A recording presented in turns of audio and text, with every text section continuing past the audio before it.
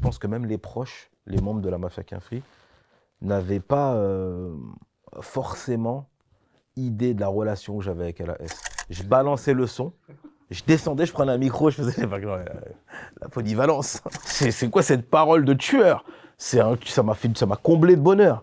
Si était payé le temps que j'ai pu donner, je serais riche. Et maintenant qu'il y a un succès de Made in France, les gens diront « Ah, ils surfent sur la vague !» Mais j'en ai rien à foutre de ce qu'ils peuvent penser. Bonjour ou bonsoir à tous selon l'heure à laquelle vous nous regardez. Dans ce nouvel épisode de La Consulte, l'émission où vos artistes préférés se racontent et se livrent sans langue de bois, on reçoit aujourd'hui un grand monsieur, un rappeur du 9-4, un homme de l'ombre, un roi sans couronne, un artiste qui représente à lui seul un pan de l'histoire de notre cher rap français. Mesdames et messieurs, voici l'irréductible OGB. Salut OGB. Monsieur Bonheur, ça va et toi? Alhamdoulilah. Alhamdoulilah. Content d'être avec toi. Tout le plaisir est pour moi. Tu représentes à toi seul un gros morceau de l'histoire d'une musique qu'on aime, le rap français. Merci mon frère pour cette intro. T'es dans quel mood en ce moment? Je suis dans un mood soulagé, épanoui. Mon livre est sorti. Ouais. Il ne m'appartient plus. Et tout le poids qu'il y a dedans. Ça fait du bien de dire les choses. Et d'avoir pris le temps de se raconter et de se dire les choses et d'être assez prêt pour pouvoir le délivrer et se dire c'est bon. Je diffuse. Justement, personnellement, j'ai beaucoup apprécié la lecture du livre parce que ça nous plonge rapidement dans ton monde, ton univers. Et je trouve aussi qu'à travers tes lignes, il y avait beaucoup de moments émouvants, poignants, où je me suis surpris à avoir presque une larme à l'œil. Quand tu parles de ta famille, quand tu parles de l'Algérie, quand tu parles de tes débuts dans le rap, des petites trahisons, des coups bas, mais aussi des moments de gloire que vous avez pu connaître. Et même si je suis quand même presque amoureux de ton livre, je peux aussi lui trouver quelques défauts. Même si c'est un bouquin de 300 pages, on ne sait pas tout sur OGB, on ne sait pas tout sur la Mafia Kinfry. Il y a un petit sentiment de j'ai envie de 2-3 chapitres en plus. Je sais pas ce que je veux dire. C'était pas le but qu'on sache tout de moi, Ouais. mais le but étant que moi je sois convaincu pour être convaincant. Mais j'ai même pas pensé à ceux qui allaient le lire. J'ai pensé d'abord à moi. Et ce que ça allait m'apporter De te raconter. ouais, de me raconter et surtout, je l'ai écrit sur un lit d'hôpital. Je savais Ouais. pas si Dieu allait me prêter vie pour l'écrire, mais le truc que je dis souvent, c'est que quand j'étais sur mon lit d'hôpital, je me suis dit, si Dieu me prête vie, j'écris un livre. Et c'est complètement ce qui s'est passé. Et à partir de ce moment-là, s'est ouvert à moi un cheminement très personnel. Et il fallait que je sois le plus satisfait possible. C'est pas un livre sur la Mafia Kinfry, c'est pas un livre, c'est un livre forcément sur OGB, mais aussi sur Samir Salah, qui est mon nom et mon prénom de naissance. Dès les premières pages de ton autobiographie, justement, on apprend que tu as failli mourir du Covid. C'est aussi un peu le conducteur, le fil conducteur du livre. Est-ce que c'est pendant ce séjour-là que tu as structuré d'une certaine manière le livre? Complètement. J'ai toujours voulu écrire un livre, mais il n'y avait pas d'alerte ni d'urgence. En Ok. fait, je me suis juste dit, un jour je le ferai. Ouais. C'est un projet qui était là, je suis un peu hyperactif. J'aime toujours avoir un projet sous le coude, un, deux, trois même. Et le livre, je me suis dit, un jour je vais me poser. Et surtout, quand tu veux faire une autobiographie alors que tu es encore jeune, les gens pensent que tu fais une autobiographie quand tu es vieux, tu as la vie derrière toi. Ouais. T'es Mais mourant. non. Bah oui, déjà il faut être en pleine santé Ouais. pour l'écrire. Bon, au final, en fait, j'ai une manière cinématographique De voir les choses. de voir les choses, toujours. Et je pense que j'ai beaucoup mangé de séries, de films. Et déjà, quand on regardait par la fenêtre et qu'on vient de Vitry-sur-Seine, qui est la capitale des C'est un braquages, cinéma, en tout cas l'ancien en plein air. cinéma, voilà. Tu regardes par la fenêtre, c'est incroyable. Je peux te raconter une anecdote assez incroyable. Je suis devant le cinéma Robespierre, dans ma cité à Vitry-sur-Seine. Il y a un mec qui est avec un casque qui vient me dire bonjour. Réel. C'est un pote à moi, je le connais. Il me lève sa visière, il me dit ça va, tu vas bien, ton père il va bien. Ouais, Tout de suite après, il va braquer. Il referme, il dit vas-y, je dois te laisser. Parce qu'il voit qu'il s'est laissé aller dans le respect qu'il m'apportait. Il ferme sa visière, il va braquer le tabac. Normal. Normal.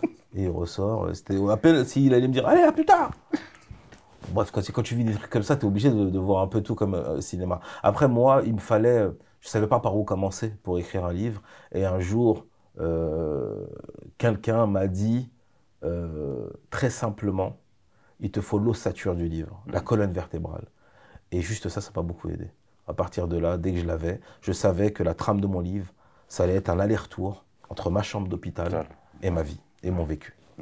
Et du coup, bah, c'est une recette qui a forcément très bien réussi, puisque dès les premières lignes, on plonge littéralement dans ton univers. À un moment donné, on peut même lire le livre à travers ta voix.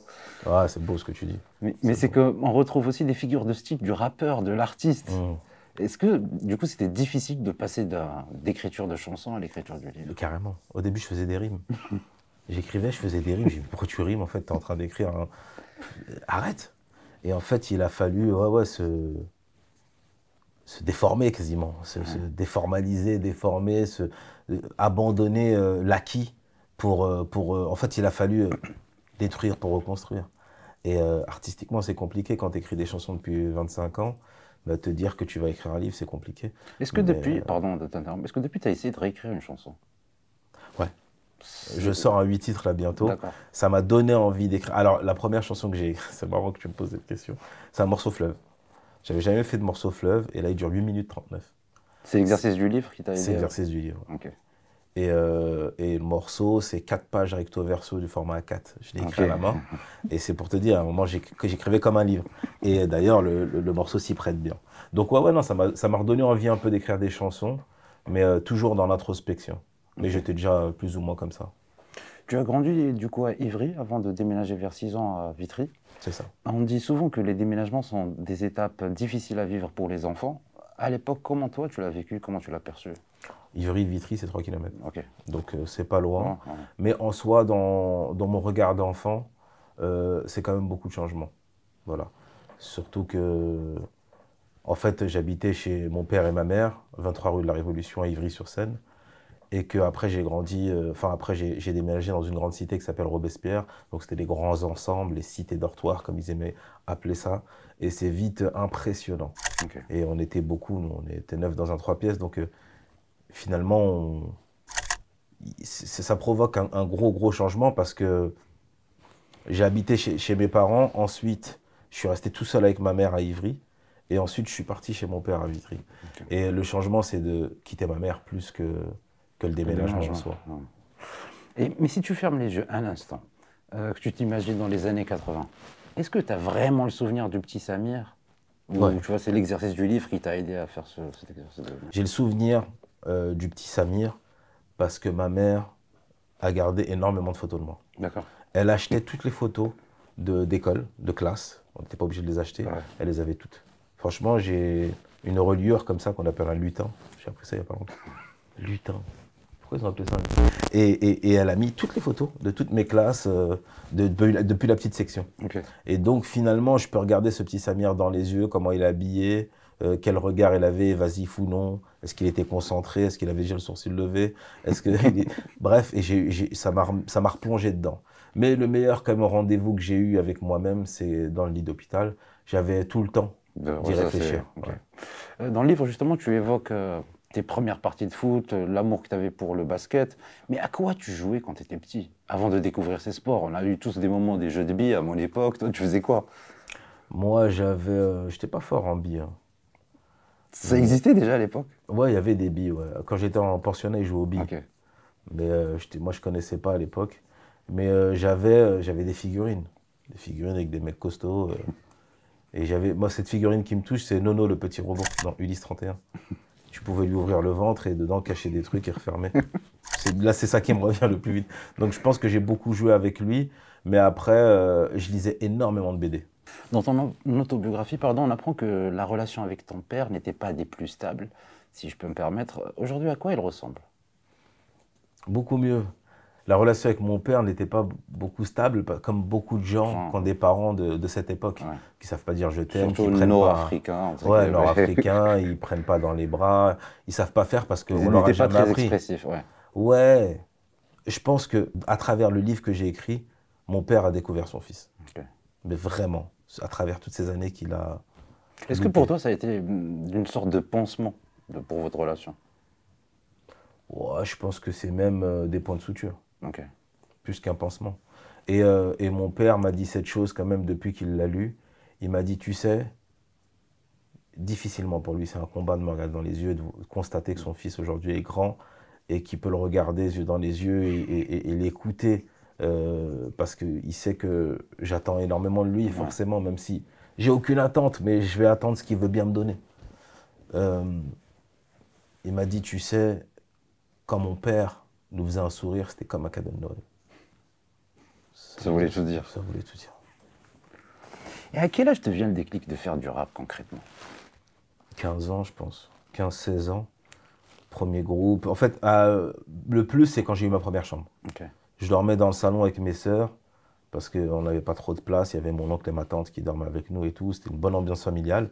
Donc nous, on faisait fraîche, comme tu sais en arabe, ces épaisseurs de couverture et tu te fais un lit artisanal sur la moquette où on était bien.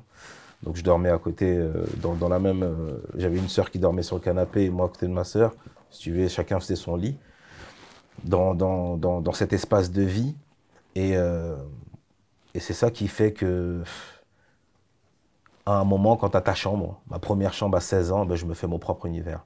Ma chambre était juste impressionnante. Mezzanine de place, plein de fils partout. J'ai récupéré platine, CD, j'achetais des vinyles tout le temps. J'ai une photo de ça, je vais la balancer bientôt. C'était comme un studio d'enregistrement.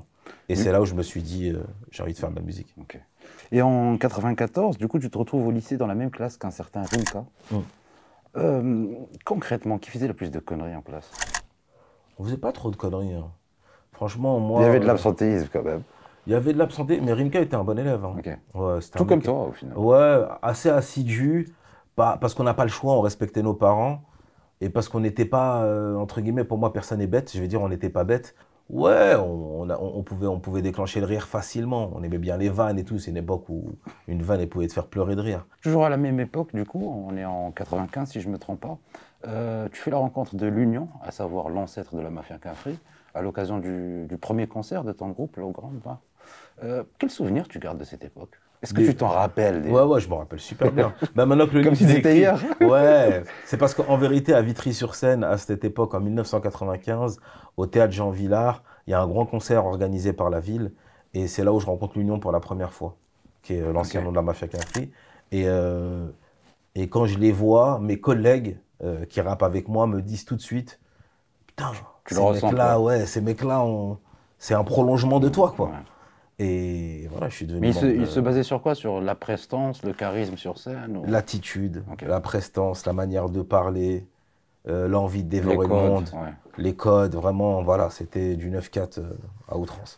L'étude le canon, Vitry mental, plein arabe, un deuxième arabe, ça se voit la race, les traditions, Vitry mental, arroser les cœurs vides. S'il y a bien eu du coup ton groupe Low Ground, ta première vraie expérience dans le milieu, si je peux me permettre, c'est un peu DJ pour le 113. J'ai fait un concert dans une salle qu'on appelle Montesquieu, à la gare de Vitry, où j'étais le DJ de 113. Okay. Ouais, c'est-à-dire que même j'étais DJ et back.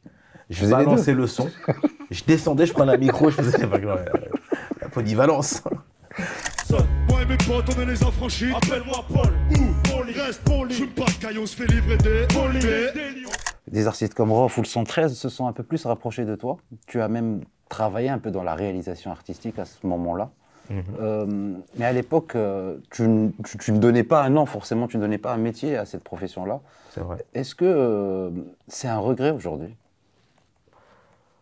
C'est un regret, oui et non. Ça veut dire qu'à l'époque, je donnais énormément. Tu sais, s'il y a bien un truc qu'on ne peut pas rattraper, c'est le temps. Ouais. J'ai donné énormément de mon temps. Et c'est vrai que si j'aurais pris... si c'était à refaire? Assurément, je ferais autrement. Mais les choses sont telles qu'elles sont et ce ne sera jamais autrement. Je garde les traces de mon passé, ces choses qu'on ne pourra plus jamais effacer. Voilà, on peut faire toute la chanson. Mais en tout cas, si j'avais donné... si était payé le temps que j'ai pu donner, je serais riche. Ouais, un milliardaire, carrément. Ouais. Mais j'ai aucun regret avec ça. C'est ce qui a fait qui je suis aujourd'hui. Et justement, tout au long de ta carrière, cet altruisme naturel, est-ce que, au final, il t'a pas desservi plus qu'autre chose?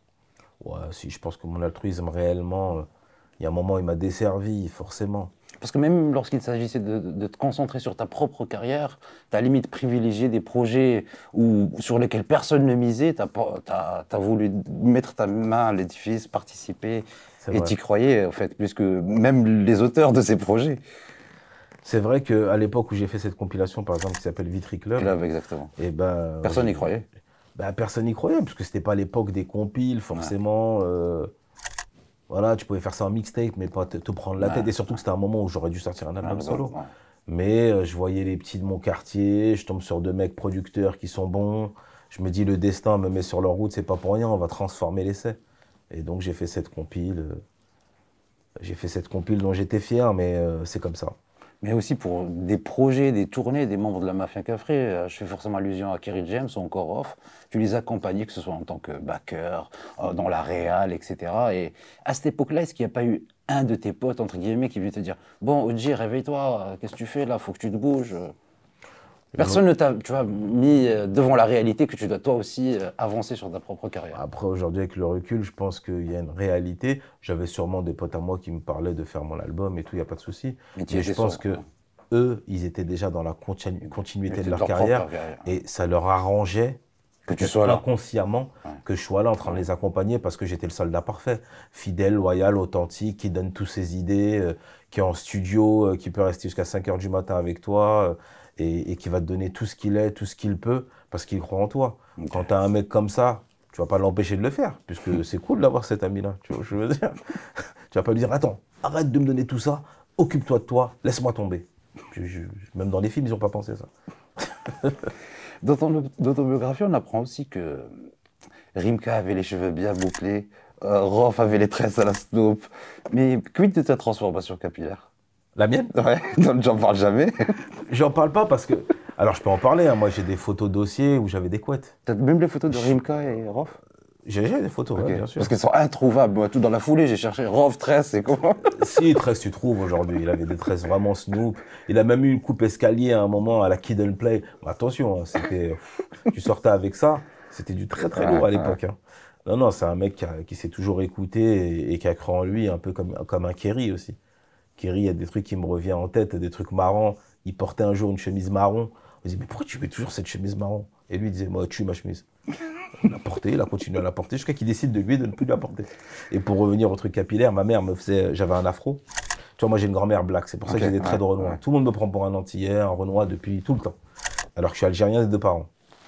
Et ma mère, elle me faisait à chaque fois des couettes, parce que j'avais des cheveux bouclés, elle me dit, t'as trop de beaux cheveux, j'ai pas envie de les couper.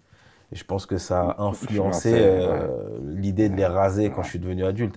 Et la pauvre, quand elle était encore de ce monde, elle me disait, pourquoi tu... Elle me touchait la tête, elle me disait, mais pourquoi tu rases? Elle me dit, ça te va bien, mais pourquoi tu laisses pas un peu plus?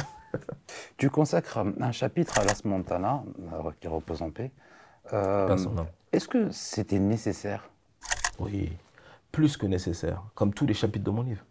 Pourquoi c'était nécessaire? Parce que je pense que même les proches, les membres de la Mafia Cafri, n'avaient pas forcément idée de la relation que j'avais avec LAS. Qui était pas, je traînais pas avec lui. Ouais. C'était pas mon pote de tous les jours. Mais c'était un respect mutuel dès le départ. C'était un fort respect. À chaque fois qu'on se voyait, qu'on passait peu de temps ou toute la journée ensemble, il se passait quelque chose de très fort. Et il y a surtout cette lettre qu'il fallait que je mette à l'honneur, qu'il m'a écrit quand il était en prison et qu'il a su que ma maman était partie. Et voilà, il fallait que je la mette à l'honneur. Et surtout, il fallait que je mette à l'honneur le passage de sa vie ici-bas, qui a été pour moi, ça a été un exemple. Il n'y aurait pas eu la Mafia Cafri sans lui. Mais est-ce que tu ne trouves pas que sa disparition, il manquait un point, à savoir une sorte de devoir de mémoire ou même une réunion collective de la Mafia Cafri pour en parler, crever l'abcès? Est-ce qu'il y a eu ça à l'époque? Non. Est-ce que c'est ce qui aurait dû se passer concrètement? Est-ce que ça aurait soulagé, à ton avis, les consciences, etc.? Parce qu'on a l'impression que, tu vois, c'est un point de non-retour, en fait. Quand tu perds un frère, un pote d'enfance, il n'y a pas de formule pour ta réaction, qui est strictement personnelle. Le deuil est personnel, de base. On n'est pas une secte. On ne va pas faire... on n'a pas de réaction tous ensemble d'un coup, comme ça. Ouais. Chacun s'est remis individuellement à sa manière, avec le nombre d'années qu'il fallait.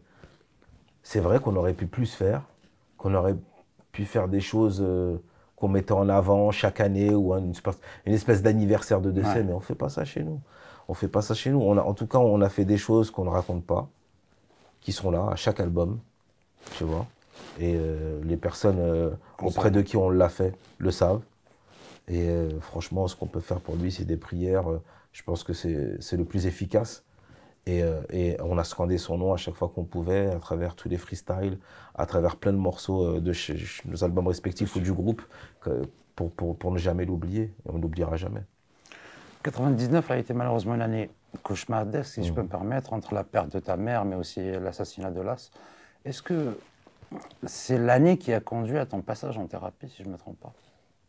C'est pas cette année, malheureusement. Okay. C'est venu beaucoup plus tard, l'année de mon passage en thérapie. 1999, j'en ai fait 2 chapitres dans mon livre. 1999 partie 1 et 1999 partie 2. Bah, c'était voulu. C'est parce que cette année a été longue. J'ai perdu 9 personnes. Et de près, de loin. Et franchement, c'est là où est né mes crises d'angoisse. C'est là où sont nées mes grosses remises en question. Ouais, tu sais que ça peut t'arriver, tu sais que ça n'arrive pas qu'aux autres. La mort est le plus grand des rappels, comme on dit chez nous. Forcément, quand tu le vis 9 fois dans la même année, dont ta propre maman, je pense qu'une thérapie m'aurait fait du bien. Mais est-ce que tu vois, si on additionne ça, rien que les problèmes et les aléas de la vie, les pertes des personnes chères, en plus de, entre guillemets, ton statut et ta place dans le rap français, comment t'as fait pour pas craquer? Mentalement, tu vois, comment t'as fait pour tenir la barre haute, rester toi-même à une époque où parler de santé mentale était littéralement tabou? 2 choses. Dieu m'a préservé et la mère de mes enfants, avec qui je ne suis plus aujourd'hui, mais dont je parlerai toujours avec amour, certainement, sans aucune hésitation. Et je pense que quand on dit derrière chaque grand homme, il y a une femme, il n'y a pas photo, quoi. On ne peut pas être seul. Les enfants se font à 2, et les périodes difficiles, quand on les divise, eh ben, ça permet un peu de les diluer. Et je pense que les femmes ont ce pouvoir que les hommes n'ont pas. Il y a bien un binôme qui a été marquant dans ton périple, c'est celui avec Carlito. Comment s'est faite la rencontre? Parce que à travers le livre, on ne sent pas comment l'alchimie est vraiment née. Tu vois, dès le départ, elle existe, mais comment elle est vraiment née? Est-ce que c'était un coup de regard? Tu vois, comment vous êtes compris? Il y avait une sorte de feeling. Mais tu l'expliques très bien. Tu viens d'y répondre. Un coup de regard, feeling, ça s'explique pas. Dans ta question, il y a vraiment... C'est ça, c'est un coup de foudre amical. Ça veut dire que Carlito, capuche, il peut se trimballer à 4h30 du matin, il traverse une passerelle hors lui. Je sais pas si c'est un mec du Wu-Tang, c'est un mec qui aurait dû grandir au Queensbridge ou à Staten Island. Et c'est un mec d'Orly, fidèle à lui-même, il en fait pas trop, il est là, il rigole au bon moment, il se tait au bon moment, il peut donner son avis. Ou des fois, si on lui demande son avis et qu'il n'a rien à dire, il dira rien. Il dira non. Il fera un bruit avec sa bouche. T'attends une grande phrase et te lâche un oui ou un non. Et après, par contre, dès qu'il rappe, il ouvre la bouche, poète urbain, incroyable, 20 sur 20. Tiens, t'as rentré en ta copie. Carlito. Donc, et moi qui étais un peu aussi un homme de l'ombre, je pense qu'on brillait dans l'ombre. Ça veut dire vraiment, on s'est retrouvés là-dedans, c'était notre point commun. On était des étoiles de l'ombre. Mais à l'époque, il était question d'un album en commun. Ouais, putain. Pourquoi il n'a pas vu le jour? C'était après le morceau dans Lien Sacré, si tu nous demandais, on s'est dit, putain, il faut qu'on fasse un album en commun. Et comme des trucs qui se font pas, tu l'expliques pas, c'est le temps, le moment, le déclic de commencer. Peut-être s'il y aurait eu un Manuquet à l'époque qui aurait dit, bah tiens, faites-le. Bah on l'aurait fait, tu vois. Mais aujourd'hui? Aujourd'hui, c'est compliqué. Vous êtes toujours en contact? Aujourd'hui, je veux faire un featuring avec lui, j'arrive même pas à l'avoir. Il est en Thaïlande, il fait de la boxe. Carlito, c'est un jusqu'au boutiste. Le mec, il commence la boxe pour délirer, tout d'un coup, il fait 3 ans de boxe, il va en Thaïlande, il fait que des allers-retours, ça devient un boxeur. Là, il est vraiment? Ouais, c'est un mec qui fait de la boxe tous les jours. Il était revenu il y a quelques années de cela avec un projet. Ouais, il posera de temps en temps quand il en a envie. Là, il est posé avec des mecs qu'il a rencontrés, qui font un peu d'électro, un peu de trucs. Après, avec un ancien mec aussi qui était graphiste, qui est un grand activiste dans le rap français. La connexion, elle est forcément aujourd'hui évidente. Parce que moi, j'arrive à prendre du recul. Et c'est un mec qui suit son instinct. Je te propose un petit jeu pour avoir un meilleur regard par rapport au rap français. Je te propose plusieurs noms, à toi de les définir en un mot. Je commence par LECK. Polyvalent. Kerry. Authentique. Rimka. Si je dis pourriture, les gens ils vont pas comprendre. Alors qu'avant, son surnom, c'était Rimka la pourriture. Ok. Tu vois, il se faisait appeler Kid Bad, l'enfant mauvais. Ok. Donc lui-même, c'est un truc qu'il disait. Mais là, si je dis pourriture, les gens, ça va faire un buzz de dingue. Alors que archi pas. C'est pas dans ce contexte-là. Rimka, je dirais. Tonton du Bled. Teddy Corona. Loyal. Rof. Virulence. Niro. Talent. Demon One. The Voice. Orelsan. Vrai. Akhenaton pour finir. Monsieur. Et justement, tu as performé un peu aux quatre coins du monde, aux côtés de Kerry James, mais aussi Rimka et Rof à leur début en tant que backer. Pour certains, tu es même le meilleur backer de l'histoire du rap français. Est-ce que tu en es conscient déjà? Il y a très peu de personnes qui peuvent backer comme moi. Mais c'est normal que tu atteins un niveau quand tu exerces tous les jours. Ouais. 1600 concerts. Quand je dis j'ai fait 1600 concerts, c'est 1600 concerts en tant que bac. Ouais. Parce que des concerts tout seul, j'en ai fait très peu. Et en plus, je travaille avec un mec qui a une discipline poussée. Un mec comme Kerry, un mec comme Rof, un mec comme Rimka. C'est des gens différents. J'ai backé Intouchable. Mais comment à l'époque tu faisais pour passer d'une tournée avec Kerry à une autre avec Rof alors que le discours, le style, ça n'avait rien à voir? Surtout à l'époque. Tout en maîtrisant les textes, ce qui est déjà oui. assez dur pour l'artiste lui-même, pour ses propres textes. Complètement. Quand tu passes de Si c'était à refaire à La vie avant la mort, qui étaient deux tournées que je faisais en même temps, d'un côté Rof, d'un côté Kerry James, tu passes de Si c'était à refaire, assurément je ferais autrement. Faut cesser le feu. À l'autre, grenade sur les condés. Catastrophe. Tout le monde. C'est Rof au micro. Même moi, je devenais schizophrène. Parce que il n'y a pas une côté Et plus, bipolaire moi, dans la chose. j'écrivais en plus en même temps, je devenais fou en vérité. Mais voilà, je faisais deux tournées en même temps, puis j'étais déjà père, puis j'écrivais des textes pour moi. Donc voilà, c'est ce qui a fait aussi, qui m'a nourri et ce qui fait l'homme que je suis aujourd'hui. Et coach scénique, si je ne me trompe pas. Ouais. Est-ce que c'était pour... T'en parles dans le livre, c'est MIG, la moula, non? MIG Moula, c'est l'un des plus gros projets que j'ai eu à coacher. Okay. C'est un mec qui a rempli son Bataclan en quasi 3 semaines. Ouais. Mais il n'avait pas fait beaucoup de scènes, voire très très peu. Donc il y a un moment, il y a un mec du 91 qui est son producteur qui s'appelle Crimo, qui est un bon pote à moi, avec qui j'ai fait du booking et tout. Il m'a dit, Oji, j'ai tout de suite pensé à toi, il nous faut un coach. Et on s'est enfermé avec toute sa clique. Et je leur ai appris les rudiments du métier, et comment se positionner sur scène, comment profiter de cette énergie du public, comment épouser la lumière, comment avoir une posture, comment se tenir droit, tenir son micro correctement pour éviter les larcènes, comment jouer ensemble et comment respecter son public. Ouais. Mais est-ce que finalement, entre la casquette de coach scénique, backer, réalisateur, intervieweur, rappeur, producteur, c'est laquelle qui t'allait le mieux? Ouais, backer. Backer parce que ils ont eu la chance de m'avoir. Ouais. Je peux le dire aujourd'hui, heureusement, si je ne le dis pas, qui le dira. Mais ils ont eu la chance de m'avoir parce que je sublimais, je faisais scander leurs noms. Ça fait 30 ans que je fais scander les noms de mes potes. Il y a bien un mec fidèle et authentique et loyal et sincère. Ah, c'est OGB quand même, tu vois. Même dans Thug Life, on aurait pu dire que serait un concert de la mafia sans les bacs d'OGB. Thug Life, tu vois. Mais c'est réel. Je pense que backer, parce que je suis scolaire. J'arrive avec mon stabilo, mes feuilles A4, je fais en sorte qu'il manque jamais de souffle, je m'occupe du public, toi va changer de t-shirt pendant que moi je fais un truc. Voilà, j'aurais voulu avoir un OGB dans ma vie.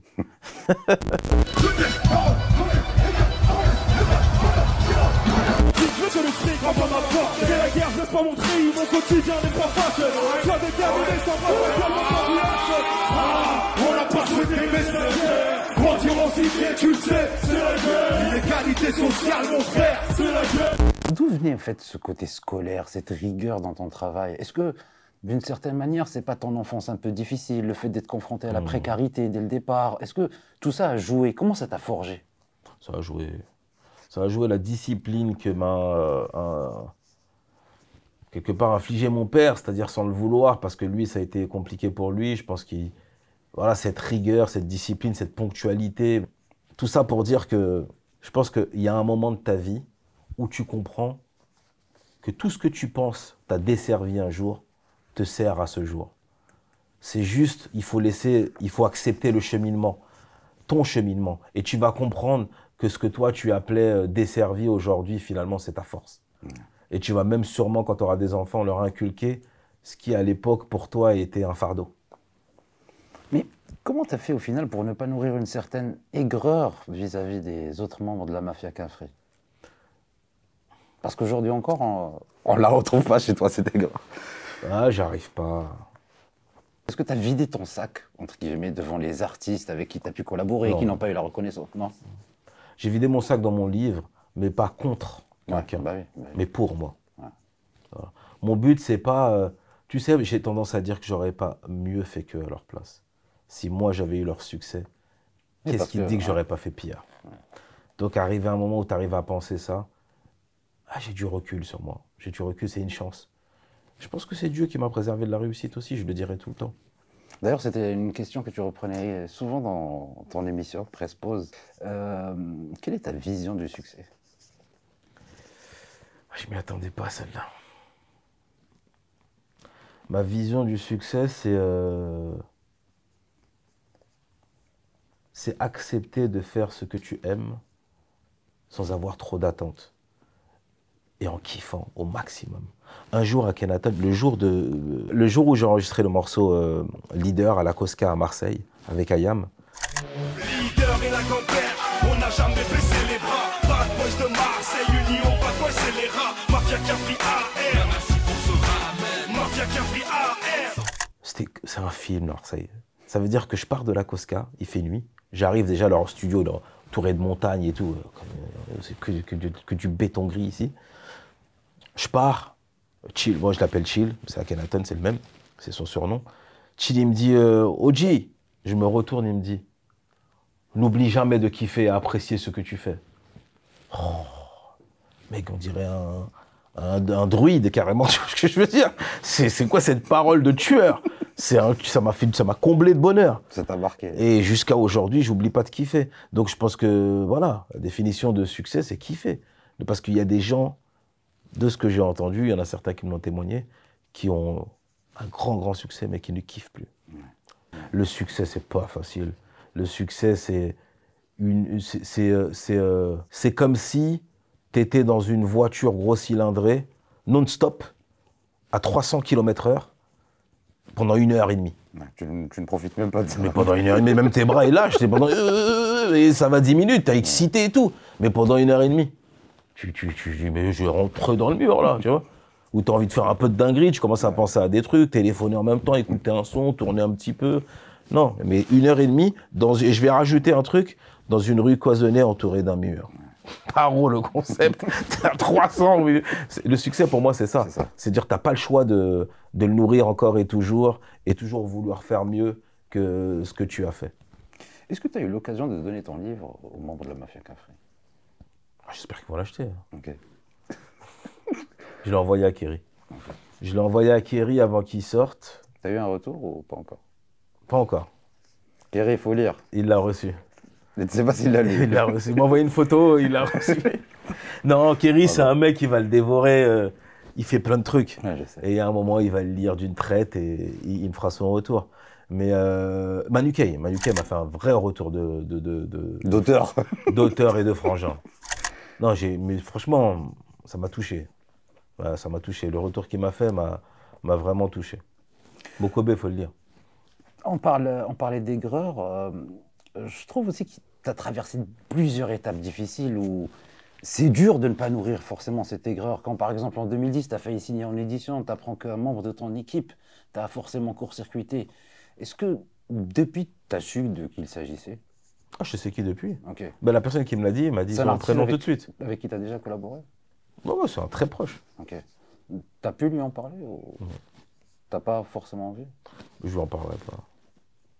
Tu veux pas partir avec ça, regarder? C'est rien.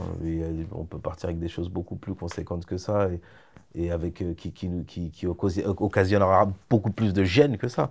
C'est rien. C'est rien, c'est son cheminement. Il était dans son truc, il a dit ça, il s'est pas rendu compte de l'impact que ça aurait pu avoir sur ma vie. Imagine la personne en face aurait dit « Ok, je le signe pas ouais. ». Non, c'était pas pour faire du mal. Okay. Non, je pense qu'il était dans un truc perso comme ça, où il aurait pu le dire d'un autre carrément. Okay. Mais attention, quand je dis aigreur, attention, j'ai eu des remontées acides quand même. Ça fait mal les remontées acides au bide. Je dis pas que j'ai super bien vécu, parce que là, je parle avec du recul. Bah oui. Mais au moment où je l'ai vécu, quand mes potes d'enfance avaient du succès, j'étais super content pour eux, mais j'attendais mon tour, forcément. Je ne vais pas me mentir à moi-même, encore plus aujourd'hui. Et des fois, ça m'a fait du mal. Et puis, c'est surtout que j'ai été papa jeune, donc j'avais envie d'avoir un peu d'oseille, quoi, un peu plus. Que Mais des tu as fois, fait un choix d'une certaine manière, c'est peut-être ça ton succès. Avoir une vraie famille, avoir vécu avec eux, être proche de tes enfants, ce qui n'est pas le cas de tous les artistes aujourd'hui. Ouf, même c'est très peu, j'ai envie de te dire. Et aujourd'hui, mes enfants me le rendent bien. À travers un je t'aime avant de raccrocher, à travers un câlin. C'est peut-être Et- ça le vrai succès au final. Merci, Bader. Toi, tu le sais. Et par rapport à cette période-là, un dernier point que je voulais soulever, c'est le Planet Rap de ton deuxième album, qui a été marqué par l'absence de la De tout le plupart monde. de la plupart des membres de la Mafia Qu'un Free. Est-ce que tu trouves que c'était un concours de circonstances? Il y avait aussi la date, c'était l'été, hein, en juin, si je ne me trompe pas. C'est ça. Est-ce que tout ça, ça a joué ou est-ce que c'était un désintérêt de leur part? Est-ce qu'ils étaient déjà dans une certaine de star system? Comment tu l'expliques aujourd'hui avec du recul? Franchement, j'ai dû faire 30 planètes rap. À chaque fois, on m'invitait. Pour défendre tes Parce que je parlais correctement. Ouais. Et parce que j'avais toujours la punchline pour dire du bien de leur projet. Je te dis, avoir un OG dans sa vie, c'est magnifique. Mais quand est arrivé mon planète rap, ça a été dur. Tu vois, Indila était là, Scalp était là, Même Zao était là. Zao était là au téléphone. Parce qu'elle était au Canada à cette période. Je me rappelle bien. Mais il y avait Tiwa, il y avait Pascal de Delogwan, tu vois, je veux dire, c'est La Cyril, base, c'est Cyril vrai. Guérin, des mecs comme ça dont on dit le nom et le prénom, c'est comme ça, c'est la vie, c'est Vitry. Il y avait mes potes d'enfance qui étaient là. Crimo, qui est devenu le producteur de MIG Moula dont tu m'as parlé tout à l'heure, il était là. Il n'était pas encore producteur. Ok. Tu vois, il y a des noms comme ça, l'équipe. Quand j'ai fait OGB l'équipe était là. Diaf était encore vivant, là, l'Hermon. Il y avait du monde, il n'y avait pas les miens, parce que la période, oui, mon album devait sortir en mai, et après il est sorti en juin. Il devait même sortir en septembre à la base. Et voilà, j'ai signé mon contrat tard, tout ça, bon bref. Et en juin, bah, tout le monde était occupé, forcément. Et en plus de ça, on s'est rendu compte que pendant que je défendais enfin mon premier Planet Rap, après avoir fait une 50aine de Planet Rap pour les autres, les premiers témoignages que j'ai, écoutez bien, c'est des auditeurs, auditrices en direct de Skyrock qui me disent « Oh, G, bonjour, je suis de Marseille, je ne trouve pas ton album. Je suis à la rue Saint-Fé, il n'y est pas. Après, ouais, poto, je suis à Vitry, à Leclerc. Il est où ton album, frère ?» C'est bien trop. Je me suis rendu compte que lundi, mardi, mercredi, les 3 premiers jours de la sortie de mon album, Because Music, on va mettre des noms, n'avait pas distribué mon album pour une question d'inventaire, de je sais pas quoi. Et pour ceux qui ont du mal à le trouver, parce qu'on a pas mal de messages aussi, il y a les sites internet où on peut télécharger, enfin pas qu'internet d'ailleurs, les sites de vente par correspondance. Ouais, c'est ça, il est livré chez vous en 48 heures. Je sais qu'il y a beaucoup de questions sur ça sur le net, donc si vous êtes près de chez vous, il n'y a rien où se le procurer, n'hésitez pas à aller sur fnac.com, voilà, tapez OGB, vous le verrez, et il sera livré chez vous devant vous. Mais pourquoi du coup l'adage Jamais 203 ne s'applique pas à ta discographie? Il est où le troisième album? Tu sais, moi je considère que Vitry Club est un album, je considère qu'OGB l'équipe c'est un album. C'est tellement ça m'a pris du temps et que j'ai donné autant d'amour que si c'était moi tout seul. Voilà, c'est mes albums aussi, tu vois, j'ai tendance à dire. Non, on que ne j'ai dit fait- pas le contraire, mais un album solo, un troisième projet solo d'OGB, est-ce qu'il verra le jour? Là, je sors à 8 titres très, très bientôt. Ok. Et 2 fois 8 titres, c'est l'équivalent d'un album quand même. Bah oui. Voilà. C'est prévu là pour cette année? Ouais. Là, tu nous donnes tout, là, l'exclu. Tu veux le titre? Ouais, si tu Je veux. te le donne. C'est le nom du morceau fleuve. Il va s'appeler Je dis ça, je dis tout. Après, je suis venu me dire, c'est pas mal. Ouais. Et puis le titre, il veut tout dire. Est-ce que, du coup, il y a peut-être une dernière exclue à ce sujet, est-ce qu'il y a des membres de la Mafia Qu'un Free sur le projet ou pas du tout? Est-ce qu'il y a des membres de la Mafia Qu'un Free sur le deuxième volet? Oui. Et sur le premier, il y a des featuring auxquels on ne s'attend pas. Il n'y a pas beaucoup de featuring, mais chaque featuring. Je peux te dire qu'il y a un featuring d'un mec dont tu as parlé tout à l'heure, qui est un petit de mon quartier, qui a bien grandi. Et quand tu m'as dit son nom, j'ai dit Polyvalent. C'était qui? Le L, ok. Elle, c'est Le L qui a laissé d'ailleurs une question pour toi, on l'attaque dans la foulée. Ah bah tu vois. OGB, c'est une personne. Je vais faire un petit préface avant de poser la question, mais et j'aimerais qu'il le voit, ce truc-là. OGB, c'est une personne que j'ai toujours kiffé, admiré. Je me suis ressenti beaucoup en lui. OGB, c'est une personne, tu as besoin qu'il soit là. Tu vois? J'aurais aimé que, avec tout le respect que j'ai pour Mokobe, tu vois, mais j'aurais aimé que OGB me produise et me manage en étant jeune. Ouais, parce qu'il avait l'expérience. Ouais, quoi. même, c'est une personne, il y a des personnes qui sont comme ça quand ils Ouais. sont là, ils sont importants. Et ce mec-là est très important. Ce mec-là, je l'aime beaucoup. Et, j'ai beaucoup de respect et beaucoup d'admiration de ce qu'il a pu donner aux autres. Et c'est pas quelqu'un d'égoïste parce que finalement, il a tourné pour les autres. Il en a vécu. Mais il a emmagasiné beaucoup d'expérience avec tout ça. J'aimerais savoir, OGB, avec ce livre-là, ok, mais derrière, c'est quand que tu penses à toi? Quand est-ce que tu vas penser à ta personne? Je suis en train. T'as mis du temps quand même. Ouais, un petit peu, ouais. Tu sais, j'avais l'impression de penser à moi quand je pensais aux autres. Et je pense que c'est dû à une blessure. Tu sais, il y a des blessures qui nous empêchent d'être réellement nous-mêmes. Il y a des très beaux livres sur ce thème, dans le développement personnel. Et je pense que moi, après ma thérapie, j'ai les 5 blessures. Tu vois, il y a la blessure de l'injustice, l'abandon, pour ne citer que ça, et du rejet. Et moi, je les avais toutes. Ces thérapies, t'arrives à quel moment dans ta vie? Est-ce que c'était suite à la 2e séparation? C'est ça. Ok. Ce n'est qu'à ce moment-là que... On ne peut jamais comparer 2 amours. Ouais. Donc on ne peut pas comparer 2 séparations. Ouais. C'est pas que la 2e séparation m'a fait plus. Ça, je le dis pour mes enfants, c'est très important. La séparation avec leur maman, en fait, la 2e séparation que j'ai avec ma petite amie de l'époque, avec qui je suis resté 5 ans, n'a pas beaucoup été plus forte que la séparation que j'ai avec la mère de mes enfants. Ouais. Puisque c'est incomparable. C'est juste, dans le timing et dans le cheminement, c'était un peu trop pour moi à ce moment-là. Tu vois? Ouais. Et donc... Parce que tu cumules, au fait, depuis pas mal d'années. À un moment donné, il fallait que ça lâche. Ouais, voilà, c'est ça. Et il a fallu que ça, c'était le truc de plus. Mais attention, moi, comment j'en parle, je dis juste que ça a réouvert toutes mes blessures, pourtant bien cicatrisées. Et après, pour aller dans un schéma un peu dégueulasse, c'est comme si j'ouvrais mes cicatrices qui sont cicatrisées et que j'acceptais de me laisser vider de mon sang pour renaître. Okay. C'est un peu fort. Mais souvent, je l'explique comme quand tu es dans l'océan et tu te laisses tomber complètement en dessous de l'océan. Et la seule chance que tu as quand tu touches le sol des abîmes de l'océan, c'est de remonter à la surface pour reprendre de l'air. Et c'est exactement ce que j'ai fait. Mais pour le faire, il a fallu des plongeurs, une équipe, pour pas que je meure aussi en descendant au plus bas. Et c'est là où j'ai eu affaire à un coach de vie, où j'ai fait de la PNL, reprogrammation cérébrale, pas PNL le groupe. Hein. En 6 mois de thérapie, j'ai appris et accumulé 2 ans d'apprentissage. Tu évoques aussi la pratique du basket, un sport qui t'a longtemps accompagné. Avant que tu n'écopes d'une suspension de 3 ans suite à une grosse altercation. C'était un peu fou à l'époque, là. En fait, j'ai aimé le basket, j'en ai fait 14 ans. J'ai été entraîneur, j'ai fait la table, les points, j'ai fait arbitre, j'ai été capitaine d'équipe, je lisais les livres de Phil Jackson, l'entraîneur des Chicago Bulls, j'ai été fan de Magic Johnson. Le basket, ça a été... J'aurais tellement voulu que mon fils fasse du basket, mais il veut pas. Mais c'est toujours comme ça. Et c'est vraiment le sport d'équipe. Qu'est-ce que ça t'élève? Ça t'élève énormément. On sait aussi que tu es papa de 3 enfants. Quelle est ta vision de la paternité?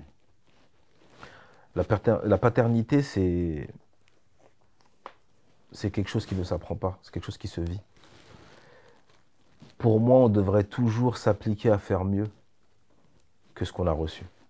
J'aspire à faire mieux que mon père et j'aspire à ce que mon fils fasse mieux que moi. Okay. Pour moi, c'est ça l'héritage, c'est ça la transmission. Aujourd'hui, à tes yeux, l'héritage laissé par la Mafia Quinfri, au-delà de la discographie? L'héritage de la Mafia Quinfri, c'est... on est tristement célèbre, ça c'est sûr.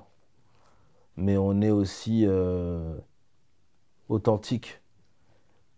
Quand je dis authentique, souvent les gens pensent qu'on est peut-être meilleur que d'autres groupes et tout. C'est pas ça que je veux dire. Je veux dire authentique autant dans nos victoires que nos échecs, mais aussi dans le fait qu'on est capable de tout gâcher. Okay. C'est réel en fait. Tu l'as dit, regarde, tu l'as dit le mot. C'est réel. Mafia Cafri, c'est réel. Il n'y a pas de nanani, nanana, comme dirait l'autre. C'est réel. Il y a un génie que tu as croisé dont on n'a pas parlé, DJ Mehdi, paix à son âme. Paix à son âme. Quel a été l'impact dans ta carrière? Alors DJ Mehdi, c'est quelqu'un avec qui j'ai pas traîné. Il n'a pas traîné avec grand monde, à part ceux qui côtoyaient beaucoup les studios avec lui. Je parle de la Mafia Cafri. Mais après, réellement, Mokobe, Manu Kay, Teddy Corona, forcément, Ideal J était beaucoup plus proche de lui. Mais c'est quelqu'un, c'est un peu mon LS Montana. À chaque fois que je le voyais, c'était un truc de fou. Une connexion évidente. Je l'aimais, il m'aimait énormément. C'est quelqu'un, un jour que j'ai rencontré... En fait, il était dégoûté qu'on n'ait pas fait de choses ensemble. Parce que quand il a produit tous les Maxi La Mafia Cafri, il n'a pas produit OGB. Parce qu'à ce moment-là, moi j'étais déjà papa, j'étais pas prêt, j'ai pas fait d'album. J'ai fait un Maxi après, pendant les points sur les i. Parce que le micro, il était ouvert, j'ai fait mon Maxi, tu vois, c'est la vie d'OGB, quoi. Et donc un jour, je l'ai rencontré dans le RER, il était avec son fils Neil, qui aujourd'hui a 18 ans, et ça, je n'étais pas dans le livre, je l'ai nulle part, je te le dis à toi. Il me dit OGB. Et il est dans le RER. Direct. Mehdi? Ouais. Ah oui, bah, direct, c'est mon frère. Mehdi, c'est un mec de la Mafia Cafri, Mehdi.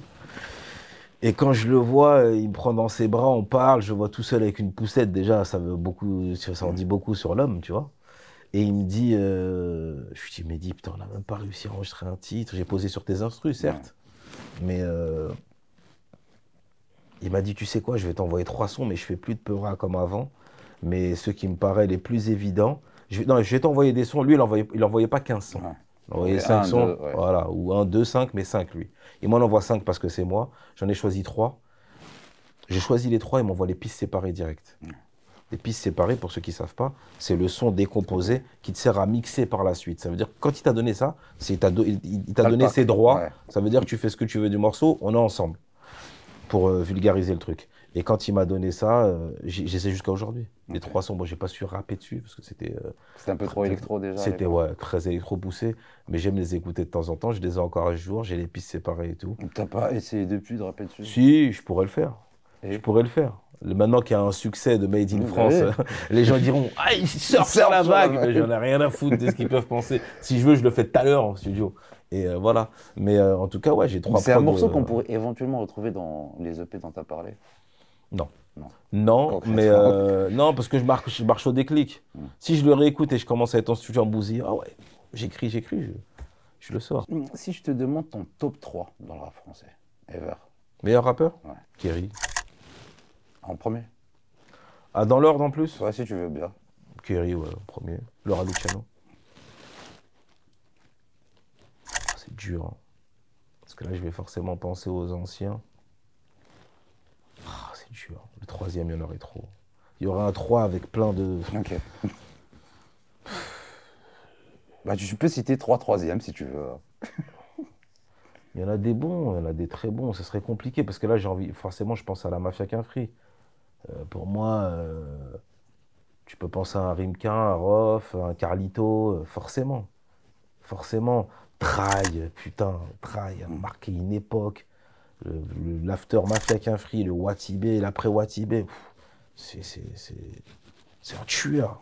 C'est vraiment talentueux ce mec. Alors qu'il a rappé en tout dernier.